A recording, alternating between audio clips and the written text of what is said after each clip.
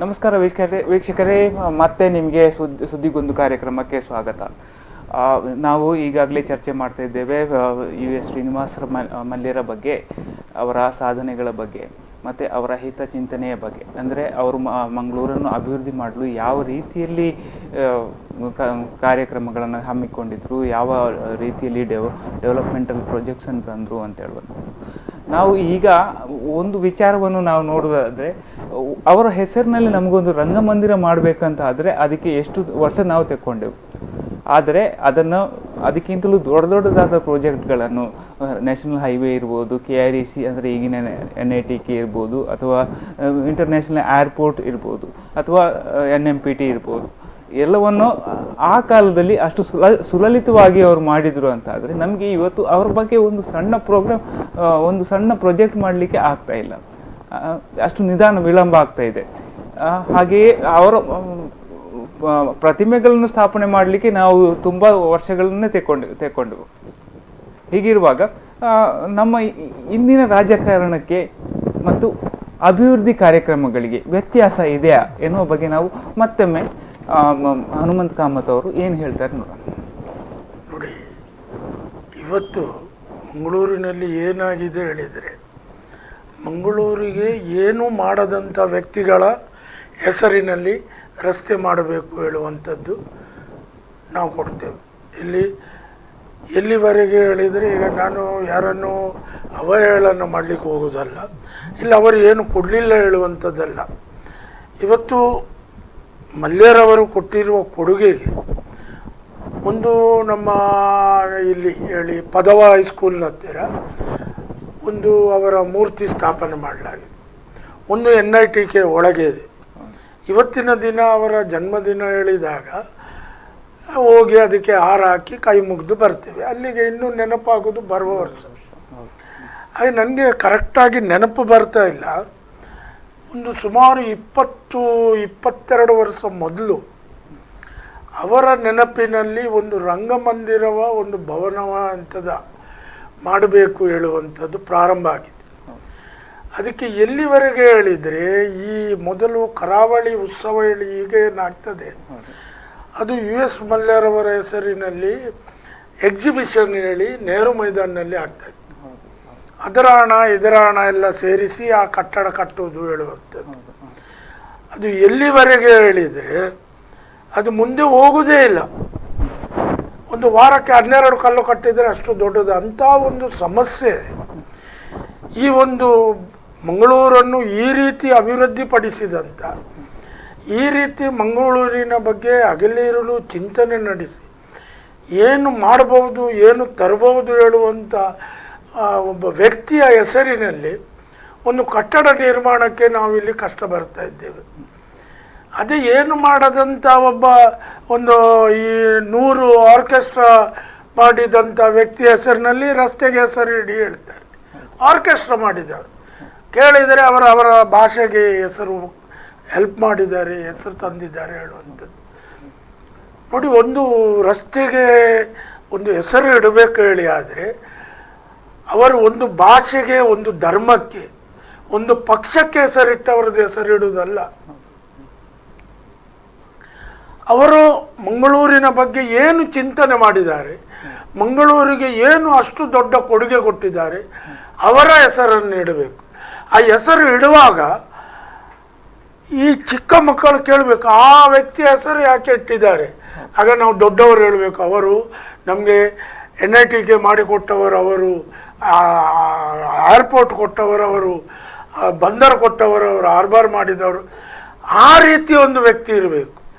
ಆ ರೀತಿಯ ವ್ಯಕ್ತಿ ನನ್ನ ಲೆಕ್ಕದಲ್ಲಿ, ಮತ್ತು ಬೇರೆಯವರದ ಒಪಿನಿಯನ್ ಏನಿದೆ ನನಗೆ ಗೊತ್ತಿಲ್ಲ, ಬಟ್ ಶ್ರೀನಿವಾಸ ಮಲ್ಯರಂಥ ಒಬ್ಬ ರಾಜಕಾರಣಿ ಆ ನಂತರ ಯಾರೂ ಈ ಮಂಗಳೂರಿನ ಬಗ್ಗೆ ಆ ರೀತಿಯಲ್ಲಿ ಆಲೋಚನೆ ಮಾಡಿದಂಥ ರಾಜಕಾರಣಿ ನಮಗೆ ಸಿಕ್ಕಲಿಲ್ಲ ಹೇಳಲಿಕ್ಕೆ ನಾನು ಇಚ್ಛೆ ಪಡ್ತೇನೆ.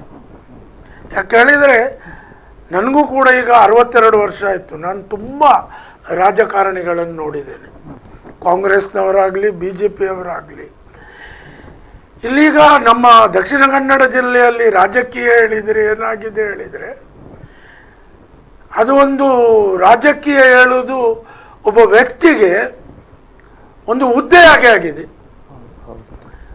ಮೊದಲು ನನ್ನ ಚಿಕ್ಕದರಲ್ಲಿ ಈ ಒಂದು ಕಾರ್ಪೊರೇಷನ್ ಇರಲಿಲ್ಲ, ಮುನ್ಸಿಪಾಲ್ಟಿ ಇತ್ತು. ಆ ಸಮಯದಲ್ಲಿ ಒಬ್ಬ ವ್ಯಕ್ತಿಗೆ 4 ಓಟ್ ಹಾಕ್ಲಿಕ್ಕಿತ್ತು. ಅವನನ್ನು ಮುನ್ಸಿಪಾಲ್ಟಿ ಸದಸ್ಯ, ಕೌನ್ಸಿಲರ್ ಅಂತ ಹೇಳ್ತಾ ಇದ್ರು. ನನ್ನ ಮನೆ ಹತ್ತಿರ ಸೋಮಶೇಖರ್ ಹೇಳಿ ಕೌನ್ಸಿಲರ್, ಅವರ ತಂದೆ ಇದೇ ಕುದ್ರೋಳಿ ದೇವಸ್ಥಾನದ ಜಾಗವನ್ನು ಕೊಟ್ಟಂತ ಕೊರಗಪ್ಪಣ್ಣ.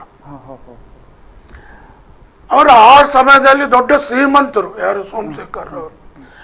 ಆದರೂ ಕೂಡ ಪ್ರತಿದಿನ ಒಂದು ಬಿಳಿ ಧೋತಿ ಉಟ್ಟುಕೊಂಡು ಬಿಳಿ ಅಂಗಿ ಹಾಕಿ ಅವರ ಮತಕ್ಷೇತ್ರಕ್ಕೆ ಬರ್ತಾ ಇತ್ತು.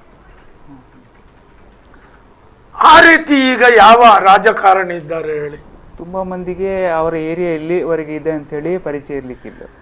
ಇವತ್ತು ಅವಾಗೆಲ್ಲ ವ್ಯಕ್ತಿಯನ್ನು ಗುರುತಿಸಿ ಅವನಿಂದ ನಮಗೆ ಕೆಲಸ ಆಗಬಹುದು, ನಮ್ಮ ಮೂಲಭೂತ ಸೌಕರ್ಯಗಳನ್ನು ಅವರಿಂದ ಮಾಡಿಸಬಹುದು ಹೇಳಿ ಜನರು ಆ ವ್ಯಕ್ತಿಗೆ ವೋಟ್ ಹಾಕ್ತಾ ಇತ್ತು.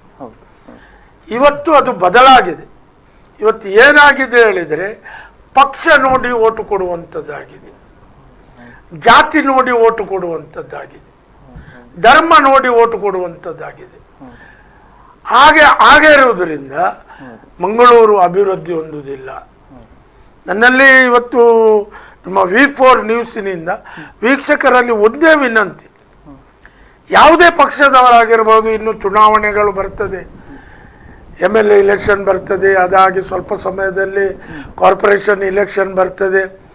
ಆ ಸಮಯದಲ್ಲಿ ನಿಮ್ಮ ಮನೆ ಬಾಗಿಲಿಗೆ ಓಟು ಕೇಳಲಿಕ್ಕೆ ಬರುವವರ ಹತ್ರ ಹೊಸಬರಾದರೆ ನೀವು ಕೇಳಿ, ನಿಮ್ಮಲ್ಲಿ ಇರುವಂಥ ಒಂದು ಚಿಂತನೆ ಏನು, ನೀವು ಮಂಗಳೂರಿನ ಅಭಿವೃದ್ಧಿಗೆ ಏನು ಮಾಡ್ತೀರಿ, ನಿಮಗೆ ನಾವು ಯಾಕೆ ಓಟು ಕೊಡಬೇಕು, ಅದನ್ನು ಕೇಳಬೇಕು. ಅಲ್ಲ, ಒಂದು ಪ್ರಶ್ನೆ ಕೇಳಿದ್ರೆ ಸಾಕು, ಮಲ್ಯರ ಬಗ್ಗೆ ನಿಮ್ಗೆ ಏನು ಗೊತ್ತಿದೆ ಅಂತ. ಅಲ್ಲ, ಈಗಿನ ರಾಜಕಾರಣಿಗಳಲ್ಲಿ ನನಗೆ ಗೊತ್ತಿರುವ ಪ್ರಕಾರ ಮಲ್ಯರು ಮಂಗಳೂರಿಗೆ ಏನು ಕೊಟ್ಟಿದ್ದಾರೆ ಹೇಳುವಂಥದ್ದು ಈಗಿನ ರಾಜಕಾರಣಿಗಳಲ್ಲಿ ಒಂದು 60% ಜನರಿಗೆ ಗೊತ್ತಿರಲಿಕ್ಕಿಲ್ಲ, ಕಾರ್ಪೊರೇಟರ್ಗಳಾಗಲಿ ಯಾರೂ ಆಗಲಿ. ಇವತ್ತು ಮಲ್ಯರ ಜನ್ಮದಿನ ಹೇಳುವುದು ರಾಜಕಾರಣಿಗಳಲ್ಲಿ 90% ಜನರಿಗೆ ಗೊತ್ತಿರಲಿಕ್ಕಿಲ್ಲ. ಇವತ್ತು V4 ನೋಡ್ತಾ ಇರುವ ವೀಕ್ಷಕರಿಗೆ ಈಗ ಗೊತ್ತಾಗಿರಬಹುದು, ಕೆಲವರಿಗೆ ಗೊತ್ತಿರಬಹುದು, ಇಲ್ಲ ಹೇಳುವುದಿಲ್ಲ. ಬಟ್ ನೋಡಿ, ಇವತ್ತು ದಿಲ್ಲಿ ಮಟ್ಟದಲ್ಲಿರುವ ರಾಜಕಾರಣಿಗಳ ಜನ್ಮದಿನ ಪುಣ್ಯತಿಥಿ ಆದರೆ ಮುಖ್ಯಮಂತ್ರಿಗಳು, ಅವರ ಪಕ್ಷದ ಮಂತ್ರಿಗಳು, ಇಲ್ಲಾಂದರೆ ಅವರ ಪಕ್ಷದ ಜನಪ್ರತಿನಿಧಿಗಳು ಫೋಟೋಕ್ಕೆ ಮಾಲೆ ಹಾಕಿ ಕೈ ಮುಗಿತಾರೆ. ಆದರೆ ಇವತ್ತು ಈ ಒಂದು ಮಂಗಳೂರಿಗೆ ಇಷ್ಟೆಲ್ಲ ಕೊಟ್ಟಂತ ಮಲ್ಯರಿಗೆ ಒಂದು ಫೋಟೋ ಇಟ್ಟು, ಅವರೊಬ್ಬ ಕಾಂಗ್ರೆಸ್ಸಿನ MP ಆಗಿದ್ದುಕೊಂಡು ಪಕ್ಷ ಭೇದ ಮರೆತು ಮಂಗಳೂರನ್ನು ಅಭಿವೃದ್ಧಿಪಡಿಸುವ ನಿಟ್ಟಿನಲ್ಲಿ ಚಿಂತನೆ ಮಾಡಿ ಯಶಸ್ವಿಯಾದವರು. ಅವರ ಬಗ್ಗೆ ಯಾಕೆ ಇವತ್ತು ಕಾಂಗ್ರೆಸ್ ಪಾರ್ಟಿಯ ಆಫೀಸ್ನಲ್ಲಿ ಅವರಿಗೆ ಒಂದು ಹಾರ ಹಾಕಿ ನಮನ ಮಾಡುವುದಿಲ್ಲ? ನನಗೆ ಗೊತ್ತಿದ್ದ ಪ್ರಕಾರ NITKಯಲ್ಲಿ ಪ್ರತಿ ವರ್ಷ ಆಗ್ತದೆ. ಕಳೆದ 2-3 ವರ್ಷದಲ್ಲಿ ನಮ್ಮ ಮಂಗಳೂರು MP ಅಲ್ಲಿ ಹೋಗಿ ನಳಿನ್ ಕುಮಾರ್ ಅವರು ಇವರ ಮೂರ್ತಿಗೆ ಹಾರ ಹಾಕಿದ್ದು ನನಗೆ ಓದಿದ್ದ, ಟಿವಿಯಲ್ಲಿ ನೋಡಿದ್ದ ನೆನಪು. ಬಟ್ ನಾನು ಹೇಳೋದು, ಒಬ್ಬ ನಮ್ಮ ಮಂಗಳೂರಿನ ಪ್ರಜೆಯಾಗಿದ್ದುಕೊಂಡು ನಾವು ಮಲ್ಯರನ್ನು ಸ್ಮರಿಸಬೇಕಾಗಿರುವಂಥದ್ದು ನಮ್ಮ ಮೂಲ ಕರ್ತವ್ಯ ಅಂತ ಹೇಳ್ತೇನೆ ನಾನು. ಯಾಕೆ ಹೇಳಿದರೆ, ಇವತ್ತು ಹಾರ್ಬರ್ನಲ್ಲಿ ಎಷ್ಟು ಮಂದಿಗೆ ಉದ್ಯೋಗ ಸಿಕ್ಕಿದೆ, ಎಷ್ಟು ಇಲ್ಲಿಂದ ಮಂಗಳೂರು ಹೇಳುವಂಥದ್ದು ಗುರುತಿಸಲಿಕ್ಕೆ ಸಾಧ್ಯ ಆಗಿದೆ ಹೇಳುವಂಥದ್ದು. ಇವತ್ತು NITK ಹೇಳೋದು IIT ಆಗಿ ಸೆಕೆಂಡ್ NITK. ನಮ್ಮ ಮಂಗಳೂರಿನ NITK ದೇಶದಲ್ಲೇ 8ನೇ ಸ್ಥಾನದಲ್ಲಿದೆ. ಅದನ್ನು ತಂದು ಕೊಟ್ಟವರು ಮಲ್ಯರು. ಅವರನ್ನು ನಾವು ಅಲ್ಲಿ ಕಲಿತ ಮಂಗಳೂರಿನ ಎಷ್ಟು ವಿದ್ಯಾರ್ಥಿಗಳು ಇವತ್ತು ಶ್ರೀನಿವಾಸ ಮಲ್ಯರನ್ನು ನೆನಪಿಸ್ತಾರೆ.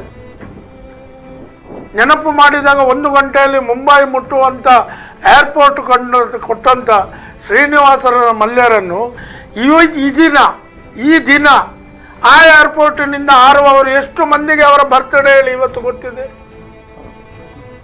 ನೆನಪು ಶಕ್ತಿ ಕಡಿಮೆ ಇರಬಹುದು, ಆದರೆ ಕೊಡುಗೆ ನೀಡಿರುವಂಥದ್ದು ನಮ್ಮ ಕಣ್ಣೆದುರು ಇರುವಾಗ ನಾವು ಆ ವ್ಯಕ್ತಿಯನ್ನು ಮರೀಲಿಕ್ಕೆ ಸಾಧ್ಯ ಹೇಗೆ ಇದೆ? ಅಂದ್ರೆ ಅದಕ್ಕೆ ನೆನಪು ಶಕ್ತಿ ಇಟ್ಕೊಳ್ಳುವ ಹಾಗೆ ಮಾಡುವಂತ ಕಾರ್ಯಕ್ರಮಗಳನ್ನು ನಾವು ಮಾಡಿಕೊಂಡಿಲ್ಲ, ನಮ್ಮ ಈಗಿನ ರಾಜಕಾರಣಿಗಳು ಮಾಡ್ತಾ ಇಲ್ಲ.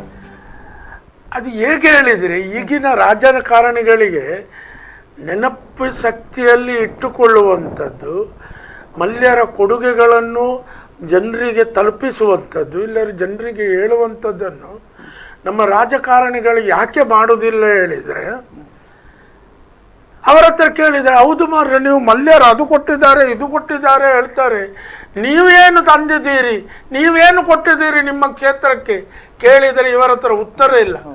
ಅದಕ್ಕಾಗಿ ಒಬ್ಬ ಅಭಿವೃದ್ಧಿ ಮಾಡಿದಂಥ, ಮಂಗಳೂರಿಗೆ ಇಷ್ಟು ಒಂದು ಕೊಡುಗೆಗಳನ್ನು ನೀಡಿದಂಥ ಒಬ್ಬ ವ್ಯಕ್ತಿಯ ಬಗ್ಗೆ ಮಾತಾಡಲಿಕ್ಕೆ ಇವರು ಹೆದರ್ತಾರೆ.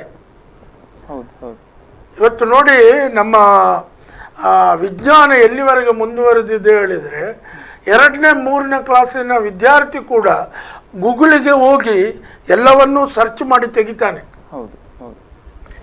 ನಾವೀಗ ಇವತ್ತು ಈ ಕಾರ್ಯಕ್ರಮ ಮಾಡ್ತಾ ಇರುವುದನ್ನು ಯಾರಾದರೂ ವಿದ್ಯಾರ್ಥಿಗಳು ನೋಡಿದರೆ, ಇಲ್ಲಾದರೆ ಮನೆಯವರು ಹೇಳಿದರು ಓ ನಮಗೆ ಏರ್ಪೋರ್ಟ್ ಕೊಟ್ಟದ್ದು, ಆರ್ಬಾರ್ ಕೊಟ್ಟದ್ದು, NIT, ಆಗ ಇಮಿಡಿಯೇಟ್ ಹುಡುಗನರು ಗೂಗಲಿಗೆ ಹೋಗಿ ಹುಡುಕಬಹುದು ಶ್ರೀನಿವಾಸ್ ಮಲ್ಯರು ಯಾರು, ಶ್ರೀನಿವಾಸ್ ಮಲ್ಯರ ಕೊಡುಗೆ, ಅಂಥದನ್ನಾದರೂ ಮಾಡಿ ನೆನಪಿನಲ್ಲಿ ಇಟ್ಟುಕೊಳ್ಬೇಕು ಹೇಳುವಂಥದ್ದು. ಇವತ್ತು ರಾಜಕಾರಣಿಗಳು ಸ್ವಾರ್ಥ ಇರಬಹುದು, ಏನೇ ಇರಬಹುದು, ಆದರೆ ರಾಜಕಾರಣಿಯಾಗಿ ಒಬ್ಬ ಮಾದರಿಯಾಗಿರುವಂಥ ಶ್ರೀನಿವಾಸ್ ಮಲ್ಯರನ್ನು ನೆನಪಿಸಿಕೊಳ್ಳಬೇಕಾದದ್ದು ಒಂದು ಪಂಚಾಯತ್ ಮೆಂಬರ್ನಿಂದ ಹಿಡಿದು ನಮ್ಮ ಪ್ರಧಾನಮಂತ್ರಿಯವರೆಗೆ ಅವರನ್ನು ನೆನಪು ಮಾಡಿ ಕೊಡಬೇಕಿರ್ತದೆ. ಯಾಕೆ ಹೇಳಿದರೆ, ಇವತ್ತು ರಾಜಕಾರಣಿಗಳ ಬಗ್ಗೆ ಏನೇನೋ ವಿಷಯಗಳು ಹೊರಗೆ ಬರ್ತದೆ, ಆದರೆ ಶ್ರೀನಿವಾಸ ಮಲ್ಯರಂಥ ಧೀಮಂತ ವ್ಯಕ್ತಿ ಏನು ಇಲ್ಲದೆ ಒಂದು ಶುದ್ಧ ಹಸ್ತ ರಾಜಕಾರಣಿಯಾಗಿದ್ದುಕೊಂಡು ಮಂಗಳೂರನ್ನು ಅಭಿವೃದ್ಧಿಪಡಿಸುವ ಚಿಂತನೆ ನಡೆಕೊಂಡು ಯಶಸ್ವಿ ಆದವರು. ಹಾಗಾಗಿ ಮಂಗಳೂರಿನವರು ಯಾರೂ ಕೂಡ ಶ್ರೀನಿವಾಸ ಮಲ್ಯರನ್ನು ಮರೀಲಿಕ್ಕೆ ಸಾಧ್ಯ ಇಲ್ಲ. ನಾವಿವತ್ತು ಮಾಡಿರುವಂಥ ಚರ್ಚೆ ಮುಖ್ಯವಾಗಿ ಪ್ರಮುಖವಾಗಿ ನಾವು ಇಂದಿನ ರಾಜಕಾರಣಿಗಳಿಗೆ ನಾವು ಶ್ರೀನಿವಾಸ್ ಮಲ್ಯರು ಹೇಗೆ ಆದರ್ಶ ಎನ್ನುವಂಥ ವಿಚಾರದಲ್ಲಿ ನಾವು ಮಾಡಿರುವಂಥ, ಅಂದರೆ ಮುಖ್ಯವಾಗಿ ಇಂದಿನ ರಾಜಕಾರಣಿಗಳು ಏನು ಮಾಡಬೇಕಿದೆ, ಯಾವ ಥರ ತಮ್ಮ ಕಾರ್ಯವ್ಯಾಪ್ತಿಯನ್ನು ವಿಸ್ತರಿಸಿಕೊಳ್ಬೇಕು, ಬರೀ ಅಭಿವೃದ್ಧಿ ರಾಜಕಾರಣ ಎರಡರಲ್ಲೂ ವ್ಯತ್ಯಾಸವನ್ನು ಕಂಡುಕೊಂಡು ಅಭಿವೃದ್ಧಿಯನ್ನೇ ಹೆಚ್ಚಾಗಿ ಗಮನ ಹರಿಸಬೇಕು ಎನ್ನುವಂಥ ಒಂದು ನಿಟ್ಟಿನಲ್ಲಿ ನಾವು ಇವತ್ತು ಚರ್ಚೆಯನ್ನು ಮಾಡಿದ್ದೇವೆ. ಈ ಜೊತೆಗೆ ನಾವು ಹನುಮಂತ ಕಾಮತ್ ಅವರು ಕೂಡ ಮಂಗಳೂರಿನ ಅಭಿವೃದ್ಧಿ ಬಗ್ಗೆ ಸಾಕಷ್ಟು ಚಿಂತನೆಗಳನ್ನು ಹಾಗೆಯೇ ಹೋರಾಟಗಳನ್ನು ಮಾಡ್ತಾ ಜನಮಾನಸದಲ್ಲಿ ನೆನಪಿನಲ್ಲಿ ಇರುವವರು. ಅಂದರೆ ಹನುಮಂತ ಕಾಮತ್ ಅಂತ ಹೇಳಿದ್ರೆ ಎಲ್ರಿಗೂ ಗೊತ್ತಿರುವಂಥ ವ್ಯಕ್ತಿ, ಹಾಗಾಗಿ ಅವರನ್ನು ಕರೆಸಿಕೊಂಡು ನಮ್ಮ ಸ್ಟುಡಿಯೋದಲ್ಲಿ ನಾವು ಮಾತಾಡಿದ್ದೇವೆ.